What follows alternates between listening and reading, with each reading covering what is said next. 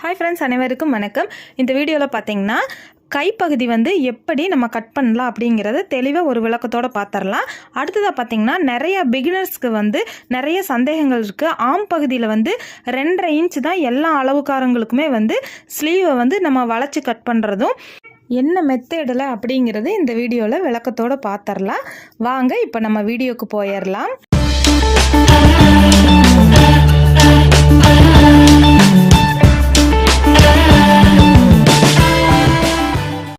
கிளாத்தை ஃபஸ்ட்டு ரெட்டையாக மடித்து போட்டிருக்கேன். லைனிங் கிளாத் அப்படின்னா நீங்கள் ஒரு 1/2 இன்ச்சுக்கு மார்க் பண்ணி இப்படி கோடு போட்டுக்குங்க. நான் சாதா கை ஸ்லீவ் அப்படிங்கிறதுனால 1 இன்ச்சுக்கு மார்க் பண்ணி ஸ்ட்ரைட்டாக ஒரு கோடு போட்டிருக்கேன். இப்போ ஸ்ட்ரைட்டாக நம்ம மடித்து ஸ்டிச் பண்ணுறதுக்கு துணி விட்டதுக்கு போக கையுடைய நீளம் பார்த்திங்கன்னா 5 இன்ச்சுக்கு நான் மார்க் பண்ணுறேன். இது சின்ன கை தான். இப்போ இந்த 5 இன்ச்சு சின்ன கைக்கு பார்த்திங்கன்னா 2.5 இன்ச்சுக்கு சென்டரில் மார்க் பண்ணிக்கலாம். அடுத்ததாக பார்த்திங்கன்னா ஷோல்டர்லேருந்து ஆப்போசிட் பக்கத்தில் பார்த்திங்கன்னா அதே ஒரு 5 இன்ச்சுக்கு நான் மார்க் பண்ணிக்கிறேன். 5 இன்ச்சுக்கு மார்க் பண்ணினதுக்கு பிறகு பார்த்திங்கன்னா சரிபாதியாக 2.5 இன்ச்சுக்கு நான் மார்க் பண்ணுறேன். இப்போ இந்த 2.5 இன்ச்சுக்கு பார்த்திங்கன்னா ஸ்கேல் வச்சு ஸ்ட்ரைட்டாக ஒரு கோடு போட்டுக்கலாம். போட்டதுக்கு பிறகு பார்த்திங்கன்னா சரியான அளவில் இப்போ ஆம்கோலுடைய சுற்றளவுக்கு இந்த கோட்டில் மார்க் பண்ணணும். ஆம்கோலுடைய சுற்றளவு பார்த்திங்கன்னா 7 இன்ச்சுக்கு நான் மார்க் பண்ணுறேன். இது சென்டராக இருக்கிற இந்த 2.5 இன்ச்சில் தான் நான் 7 இன்ச்சுக்கு மார்க் பண்ணுறேன். இப்போ இந்த 7 இன்ச்சிலேருந்து கையுடைய சுற்றளவு பார்த்திங்கன்னா 6 இன்ச்சுக்கு மார்க் பண்ணியாச்சு. இப்போ இந்த 6 இன்ச்சுக்கு கிராஸாக ஒரு கோடு போட்டுட்டு மடித்து ஸ்டிச் பண்ணுறதுக்கும் கிராஸாக ஒரு கோடு போட்டாச்சு. இப்போ உள் தையலுக்காக எக்ஸ்ட்ரா பார்த்திங்கன்னா 1.5 இன்ச்சுக்கு மார்க் பண்ணிக்கிறேன். அதே 1.5 இன்ச்சுக்கு கையுடைய சுற்றளவு இடத்துலையும் மார்க் பண்ணிக்கலாம்.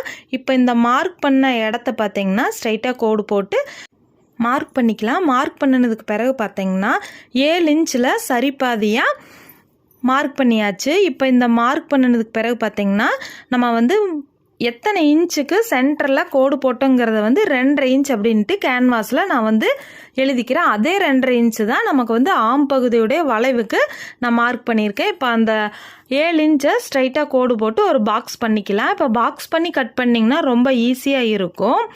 ஸ்ட்ரைட்டாக நம்ம பாக்ஸ் பண்ணினதுக்கப்புறம் பார்த்திங்கன்னா இந்த 7 இன்ச்சை ரெட்டையாக டேப்பை மடித்து வச்சு 7ல் பாதியாக நான் இப்படி மார்க் பண்ணிக்கிறேன். அடுத்ததாக பார்த்திங்கன்னா 7ல் பாதி 3.5 இன்ச்சு. இந்த 3.5 இன்ச்சுலேயும் பாதியாக இப்படி டேப்பை மடித்து வச்சு நம்ம மார்க் பண்ணிக்கலாம். அதே மாதிரி மேலேருந்து வர்ற 3.5 இன்ச்சுக்கும் சென்டரில் நம்ம பாதியாக மார்க் பண்ணிக்கலாம்.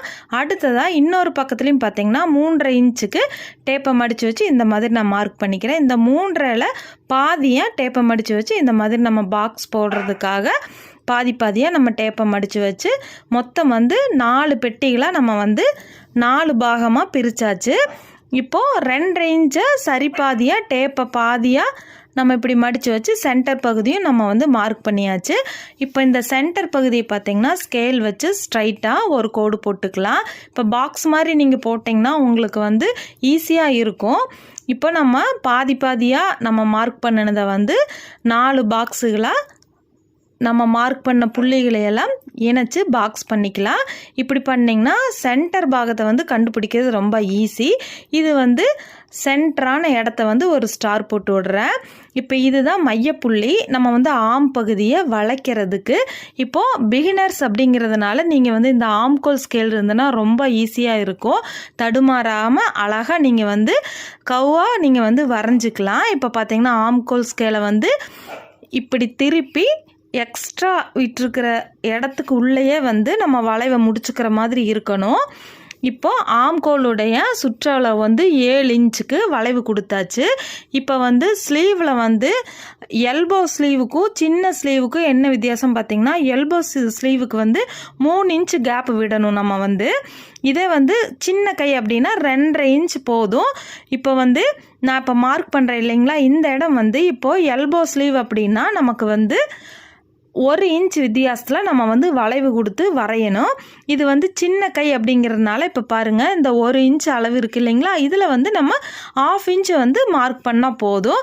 சின்ன கைக்கு 1/2 இன்ச்சுக்கு நம்ம வளைவு கொடுத்தாலே ஸ்லீவை வந்து சுருக்கம் இல்லாமல் கரெக்டாக பர்ஃபெக்டாக இருக்கும்.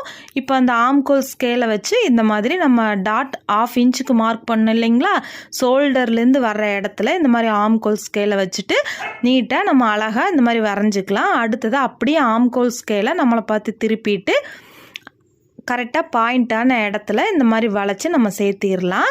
இப்போ வந்து கரெக்டான கை அளவில் வந்து நம்ம வரைஞ்சாச்சு. இப்போ எல்போ கை வந்து லென்த் ஆகுது அப்படின்னா நீங்கள் வந்து இந்த நம்ம கட்டம் போட்ட லென்த் வந்து 3 இன்ச் நீங்கள் பண்ணிக்கலாம். இதுவே வந்து சின்ன கை அப்படின்னா இந்த மாதிரி 2.5 இன்ச்சுக்கு மார்க் பண்ணால் போதும். சின்ன கைக்கு வந்து 2.5 இன்ச்சு இந்த பாக்ஸ் போட்டிருக்கோம் இல்லைங்களா, இந்த வித்தியாசம் இருந்தாலே நமக்கு வந்து சுருக்கம் இல்லாமல் சரியான கை அளவு இருக்கும். இதே எல்போ கை அப்படின்னா இந்த கட்டம் வந்து நமக்கு 3 இன்ச்சுக்கு நம்ம மார்க் பண்ணணும். அதுதான் வித்தியாசம், வேறு எதுவும் கிடையாதுங்க. இப்போ வந்து நம்ம மார்க் பண்ணினதை கட் பண்ணி தனியாக எடுத்துடலாம். முன்பக்கத்துக்கு இந்த மாதிரி நம்ம ஒத்தையாக பிரித்து போட்டு 1/2 இன்ச் வளைவை நம்ம கட் பண்ணிவிட்டு முன்பக்கத்துக்கு அடையாளப்படுத்துறதுக்காக இந்த மாதிரி கட் பண்ணி எடுத்துக்கலாம். கரெக்டான மெஷர்மெண்ட்டில் வந்து வளைவும் இருக்கும். நமக்கு ஸ்டிச் பண்ணி போடும்போது ஒரு சுருக்கம் கூட இருக்காது. என்ன சொல்ல வரேன் அப்படின்னா 2.5 இன்ச் நம்ம அப்படிங்கிறது வந்து ஷார்ட்டான கைக்கு நம்ம அளவு எடுத்துக்கலாம். எல்போ கை அப்படின்னு பார்த்தீங்கன்னா நம்ம அந்த பாக்ஸ் போடுறதுக்கு வந்து 3 இன்ச்சு அளவு எடுக்கிற மாதிரி இருக்கும். இந்த மாதிரி நீங்கள் வரைஞ்சி கட் பண்ணி பாருங்கள். தேங்க்யூ.